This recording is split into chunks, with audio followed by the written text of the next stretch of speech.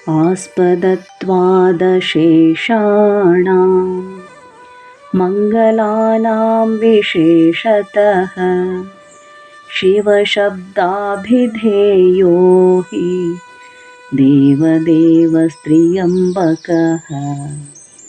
ಅಶೇಷಗಳಿಗೆ, ಜಗತ್ತಿನ ಸೃಷ್ಟಿ ಸ್ಥಿತಿ ಲಯಗಳಿಗೆ ಆಸ್ಪದನಾಗಿರುವ, ವಿಶೇಷವಾಗಿ ಎಲ್ಲ ಮಂಗಲಗಳಿಗೂ ಆಶ್ರಯನಾಗಿರುವುದರಿಂದ ತ್ರಿಯಂಬಕನೂ ಮುಕ್ಕಣ್ಣನೂ ಆದ ದೇವಾದಿದೇವನಾದ ಮಹಾದೇವನು ಶಿವಶಬ್ದದಿಂದ ಅಭಿಧೇಯನಾಗಿರುತ್ತಾನೆ, ಶಿವನೆಂಬ ಹೆಸರಿನಿಂದ ಕರೆಯಲ್ಪಡುತ್ತಾನೆ.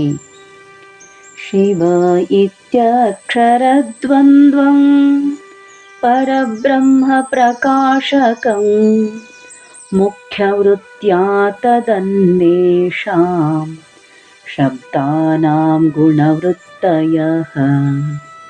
ಶಿವ ಎಂಬ 2 ಅಕ್ಷರಗಳು ಮುಖ್ಯವೃತ್ತಿಯಿಂದ ಸಾಕ್ಷಾತ್ ಪರಬ್ರಹ್ಮ ಪ್ರಕಾಶಕವಾಗಿರುತ್ತವೆ, ಪರಶಿವ ಬ್ರಹ್ಮವನ್ನು ತಿಳಿಸುವಂತಹುಗಳಾಗಿವೆ. ಶಿವನ ಉಳಿದ ನೀಲಕಂಠ, ಮೃತ್ಯುಂಜಯ ಮುಂತಾದ ನಾಮಗಳು ಅವನ ಗುಣಗಳನ್ನು ಹೇಳುವುದರ ಮೂಲಕ ಅವನನ್ನು ತಿಳಿಸುತ್ತವೆ. ತಸ್ಮಾನ್ಮುಖ್ಯತರಂ ನಾಮ ಶಿವ ಇತ್ಯಕ್ಷರದ್ವಯಂ ಸಚ್ಚಿದಾನಂದರೂಪಸ್ಯ ಶಂಭೋರಮಿತತೇಜಸಃ.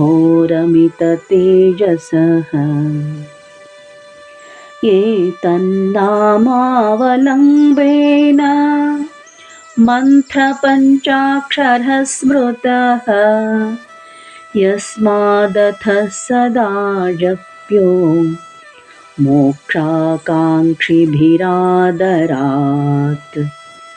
ಅಪರಿಮಿತ ತೇಜಸ್ವಿಯೂ ಸಚ್ಚಿದಾನಂದ ಸ್ವರೂಪನೂ ಆದ ಶಂಭುವಿಗೆ ಶಿವನೆಂಬ 2 ಅಕ್ಷರಗಳು ಮುಖ್ಯವಾದ ನಾಮಗಳಾಗಿವೆ.